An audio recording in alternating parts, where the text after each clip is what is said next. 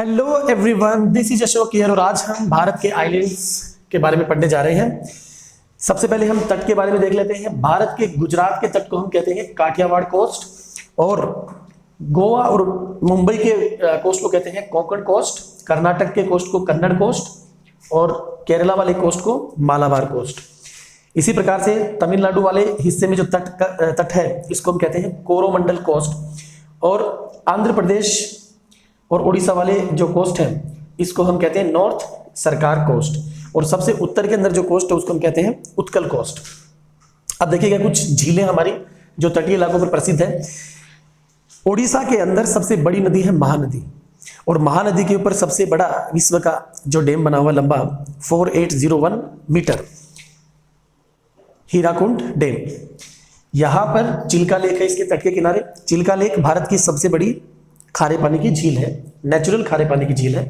इसी प्रकार से आंध्र प्रदेश के तट पर कोलेरू झील है, तमिलनाडु वाले हिस्से में पुलिकट लेक, और केरला वाले हिस्से के अंदर वेम्बनाड लेक है। देखिए, भारत में अगर ग्रुप ऑफ आइलैंड्स की बात की जाए तो कुल मिलाकर 247 ग्रुप ऑफ आइलैंड है, जिसमें से बंगाल की खाड़ी में 204 आइलैंड है और अरब सागर के अंदर 43 आइलैंड्स। अब सबसे पहले हम अंडमान और निकोबार के बारे में देख लेते हैं। अंडमान निकोबार को हम जब बांटते हैं तो कुछ इस प्रकार से हम इसको क्लासिफाई करेंगे। सबसे ऊपर जो पार्ट है वो आपका आएगा नॉर्थ अंडमान यानी उत्तरी अंडमान। मध्यम भाग में मध्य अंडमान है, ये सबसे बड़ा है। अंडमान ग्रुप ऑफ आइलैंड में ये सबसे बड़ा है। इसका कुल क्षेत्रफल 1536 स्क्वायर किलोमीटर। इसके नीचे साउथ अंडमान यानी दक्षिणी अंडमान, और सबसे नीचे मिनी अंडमान जो कि सबसे छोटा है। इसके बाद में निकोबार का क्लासिफिकेशन हम देखते हैं। तो सबसे उत्तर के अंदर जो निकोबार है उसको हम कहते हैं कार निकोबार, और मध्य में जो है उसको बोलेंगे हम मिनी निकोबार, और सबसे दक्षिण में जो निकोबार है इसको हम क्या कहते हैं, ग्रेट निकोबार और महान निकोबार। अब देखिएगा, भारत के अंदर जो ग्रुप ऑफ आइलैंड है अंडमान निकोबार के अंदर, उत्तरी अंडमान के अंदर इसकी सबसे ऊंची चोटी है पहाड़ी चोटी, जिस माउंटेन क्लिफ को कहते हैं सैंडल पीक, और इसकी ऊंचाई है 738 मीटर यानी 738 मीटर। नॉर्थ अंडमान के अंदर ही एक वोल्केनो भी है जिसका नाम है नारकोंडम। नारकोंडम ये एक्टिव वोल्केनो नहीं है, ये डोरमेंट है, सुषुप्त ज्वालामुखी है। काफी वर्षों से ये इसमें वोल्केनो इरप्शन नहीं हुआ है। मध्य अंडमान के अंदर भारत का एकमात्र एक्टिव वोल्केनो जिसको कहते हैं बैरन, इस वोल्केनो का नाम है बैरन, द ओनली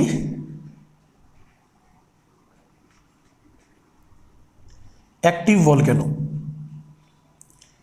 भारत का एकमात्र एक्टिव वोल्केनो, इसका क्या नाम है, बैरन वोल्केनो, बैरन ज्वालामुखी नाम है इसका।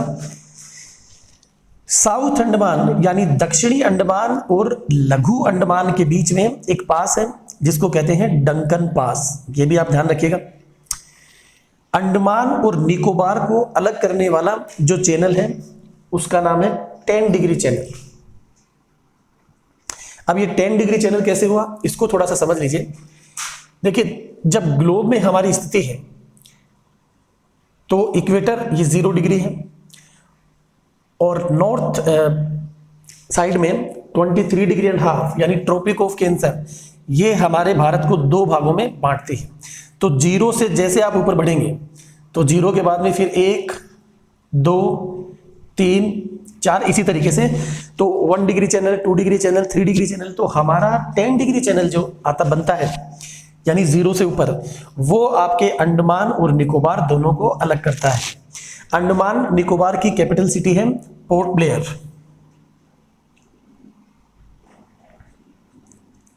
पोर्ट ब्लेयर ये कहां पर लाई करती है, ये साउथ अंडमान में है, यानी दक्षिणी अंडमान में अंडमान निकोबार की कैपिटल सिटी पोर्ट ब्लेयर लाई करती है। इसके बाद हम नीचे बढ़ते हैं तो नीचे आपका कार निकोबार है, मिनी निकोबार है और ग्रेट निकोबार है। ये इसके फर्दर क्लासिफिकेशन है। महान निकोबार ये आपका सबसे बड़ा इसका आइलैंड है। देखिएगा, जो मेनलैंड है इसमें यानी जब भारत को हम जब देखते हैं, जैसे यहाँ पर देख लीजिएगा, हम इसका लेटिट्यूडनल और लॉन्गिट्यूडनल एक्सटेंशन जब देखते हैं तो नॉर्थ टू साउथ जब हम देखते हैं तो मुख्य भूमि में यानी मेनलैंड में इसका जो अंतिम लैटिट्यूडनल जो एक्सटेंशन है वो हम पढ़ते हैं 8 डिग्री 4, जबकि संपूर्ण भारत के अंदर, क्योंकि ग्रुप ऑफ आइलैंड भी हमारे ही हैं, तो संपूर्ण आइलैंड में जब हम इसका दक्षिणी पॉइंट देखते हैं, यानी आप कह सकते हो कि लैटिट्यूडनल जो एक्सटेंशन देखेंगे तो ये आएगा आपका 6 डिग्री 4, ये भी आप ध्यान रखिएगा।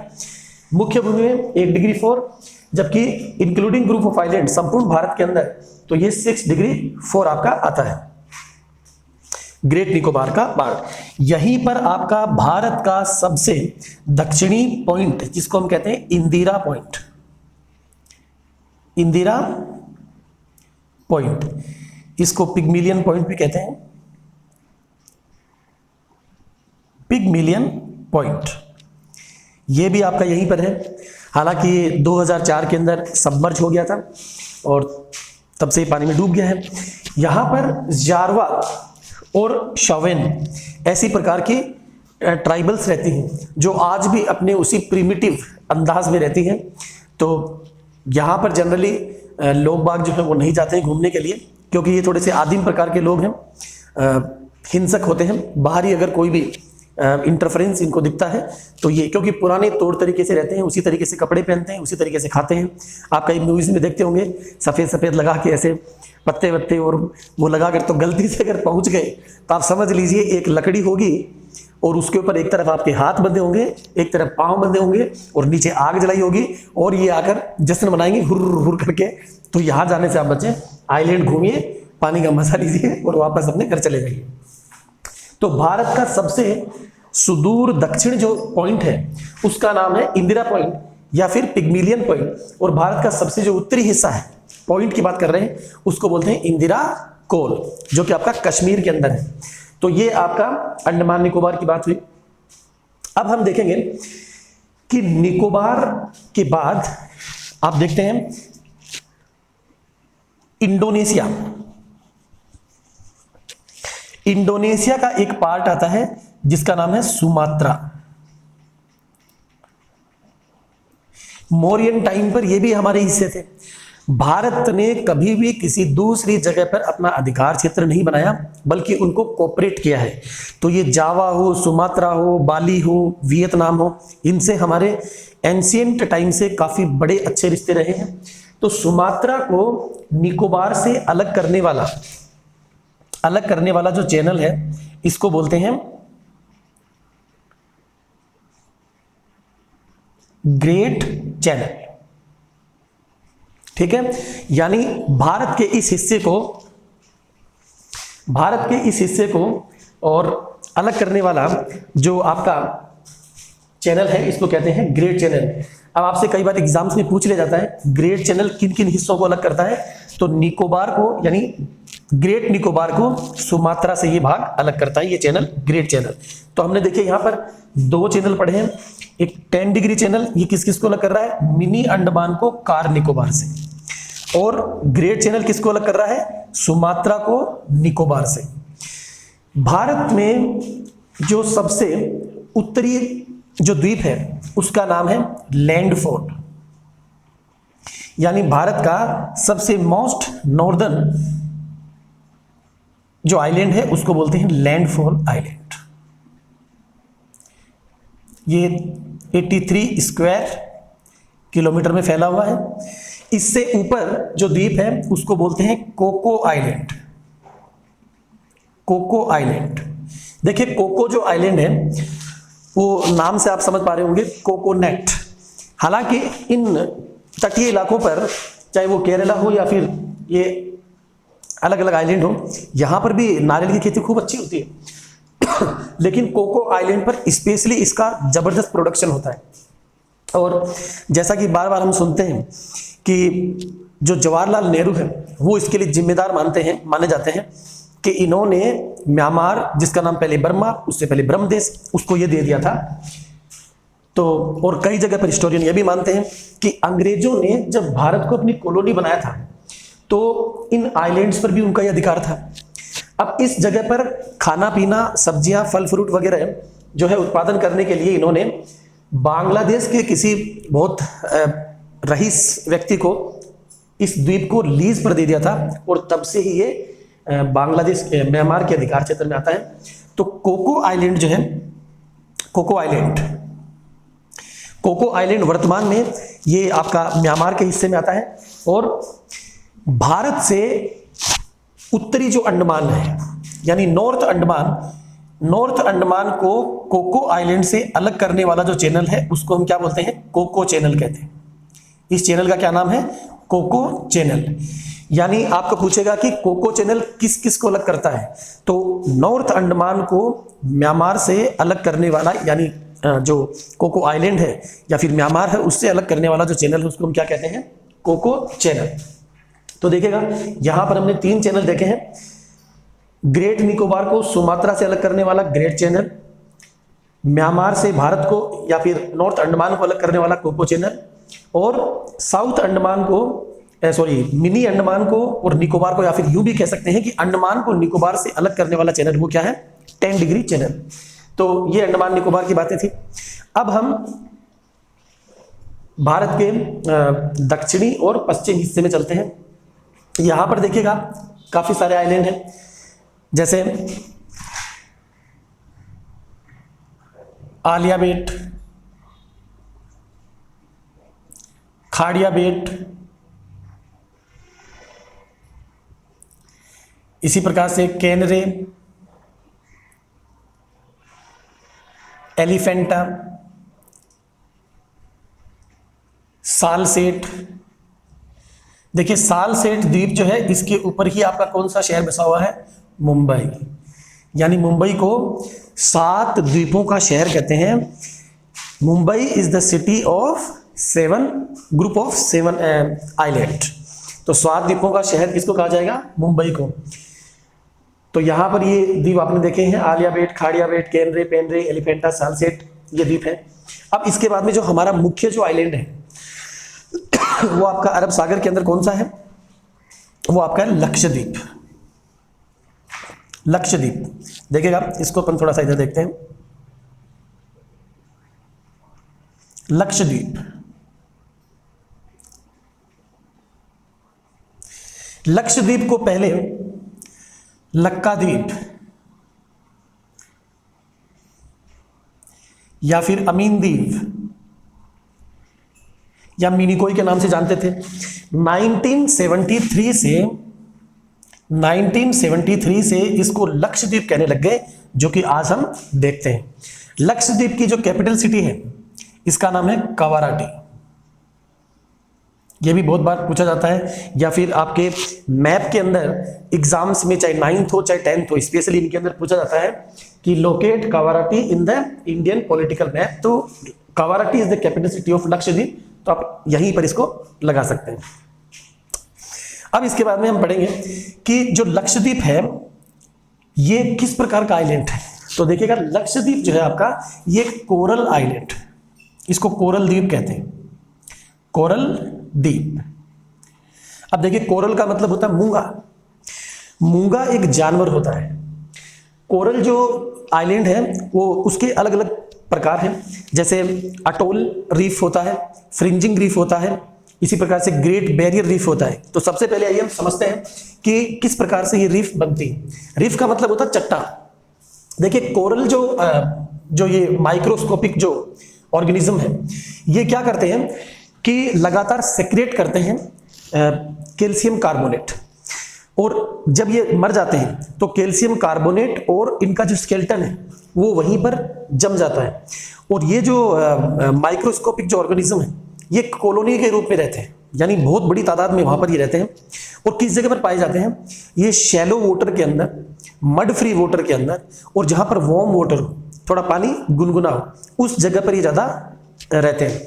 तो लगातार इनके मरने के कारण से एक के ऊपर ये धीरे धीरे जमा होते रहते हैं।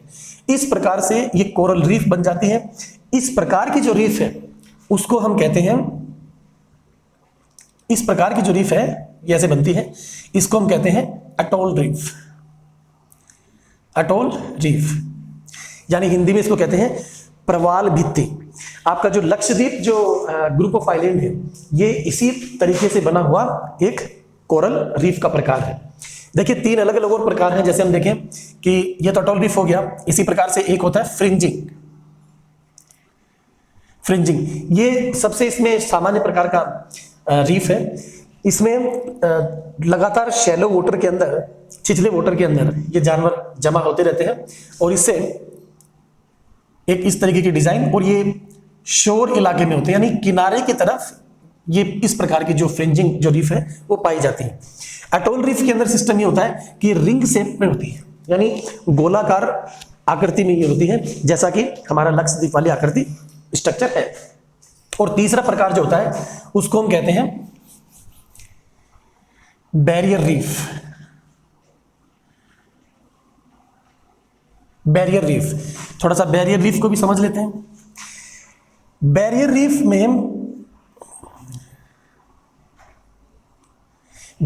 में ये होता है कि किनारों पर एक लंबी दूरी के अंदर, स्ट्रेट लाइन के अंदर ये जो कोरल है वो डिपोजिशन इनका होता रहता है, और बहुत बड़ी दूरी के अंदर स्ट्रेट लाइन के अंदर ये जमा हो जाते हैं।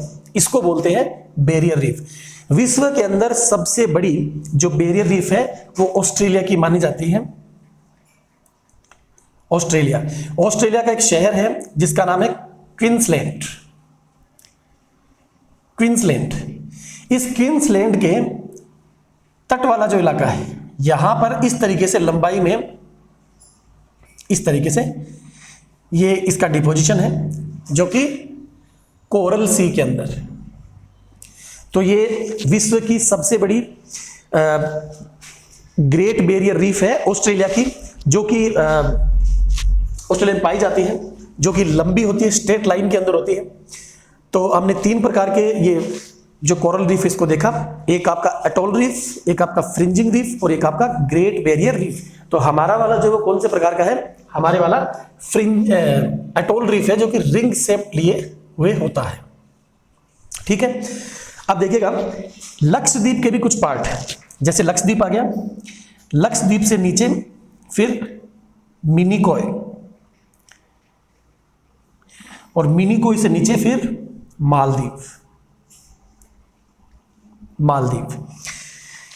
मालदीव को मिनिकॉय से अलग करने वाला जो चैनल है वो है 8 डिग्री। ध्यान रखिएगा इसको, 8 डिग्री चैनल मिनिकॉय को मालदीव से अलग करता है। और मिनिकॉय और लक्षद्वीप के बीच में जो चैनल है वो आपका आता है 9 डिग्री चैनल। 9 degree channel. देखिए हमने अलग अलग चैनल्स पढ़े हैं, तो मैं फिर से एक बार रिपीट कर देता हूं। सुमात्रा को ग्रेट निकोबार से अलग करने वाला चैनल ग्रेट चैनल, म्यांमार को अंडमान से अलग करने वाला चैनल कोको चैनल, अंडमान को निकोबार से अलग करने वाला चैनल 10 डिग्री चैनल, और मालदीव को मिनिकॉय से अलग करने वाला चैनल 8 डिग्री चैनल, और मिनिकॉय को लक्षद्वीप से अलग करने वाला चैनल 9 डिग्री चैनल। अब इसी प्रकार से आप देखेंगे श्रीलंका को भारत से अलग करने वाला भी स्ट्रेट है, इसको कहते हैं पाक स्ट्रेट। देखिए स्ट्रेट का मतलब होता है 2 बड़े वाटर बॉडीज जो है उनको अलग करने वाली एक छिछली जगह, यानी शैलो, जहां पर जमीन दिखाई देती है, उस तरीके से। तो ये पाक स्ट्रेट किस किस के बीच में है, भारत और श्रीलंका के बीच में। लक्षद्वीप के अंदर ग्रुप ऑफ आइलैंड में, जैसा कि हमने देखा इसमें 43 आइलैंड है, तो यहां पर एक आइलैंड का नाम है पिट्टी। इंसान यहां पर रहते नहीं है, पक्षियों के लिए काफी ज्यादा प्रसिद्ध है, इसीलिए इसको इन्हीं को समर्पित कर दिया गया। इसलिए पिट्टी बर्ड सेंचुरी, ये भी आपसे कई बार पूछ लेते हैं, पिट्टी बर्ड सेंचुरी कहां पर सिचुएटेड है, तो ये आपकी सिचुएटेड कहां पर है, लक्षद्वीप के अंदर है। तो ये आपका थोड़ा सा था आइलैंड्स के बारे में। अब देखिए जैसा हमने पिछले चैप्टर्स में भी पढ़ा है नदियों का, तो आपका जैसे वेस्टर्न घाट जो है, इस वाला इलाका ज़्यादा ऊंचा है, पूर्वी घाट वाला जो इलाका है वो नीचा है। ये हिस्सा आपका 900 से 1600 मीटर ऊंचा है, जबकि पूर्वी वाला जो घाट है यानी ईस्टर्न घाट जो है वो आपकी 600 मीटर ही ऊंची है। इसीलिए आप देखते हैं कि सारी नदियों के ढाल जो है यानी स्लोप जो है वो वेस्ट टू ईस्टर्न साइड के अंदर है, यानी ऑलमोस्ट जो नीचे वाली जो नदियां हैं वो कहां पर आके गिरती हैं, बे ऑफ बंगाल की खाड़ी में अपना पानी गिराती है। जहां से नदियां निकलेंगी उस साइड का भाग होगा सकड़ा, और जिस साइड में नदियां गिरेंगी वो साइड होगी चौड़ी, यानी विड्थ के अंदर वो ज्यादा होती है। तो इसलिए हम कह सकते हैं कि वेस्टर्न घाट आपकी हाइट में ऊंची है लेकिन वैसे नैरो है, जबकि ईस्टर्न घाट हाइट में कम है लेकिन वैसे वाइड है। इसका रीजन क्या है कि कोई भी नदी जब ट्रेवल करती है तो किसी बड़ी वाटर बॉडी के अंदर जो पानी गिराती है तो उसका मुंह आगे से फैल जाता है, यानी अलग सेडिमेंट्स वगैरह जो उसके द्वारा लाए जाते हैं, तो जहां पर समुद्र में गिरती है अपना मुंह फैला देती है और ये ट्राइंगुलर शेप ले लेता है। इसी को हम कहते हैं डेल्टा। तो डेल्टा वो नदी बनाती है जो मैदानों में ट्रेवल करती है। डेल्टा नाम देने वाला व्यक्ति कौन था? तो डेल्टा नाम को सबसे पहले देने वाला व्यक्ति था हेरोडोटस, जिसको इतिहास का पिता भी कहते हैं, जिसके नाम पर ही शब्द पड़ा है हिस्ट्री।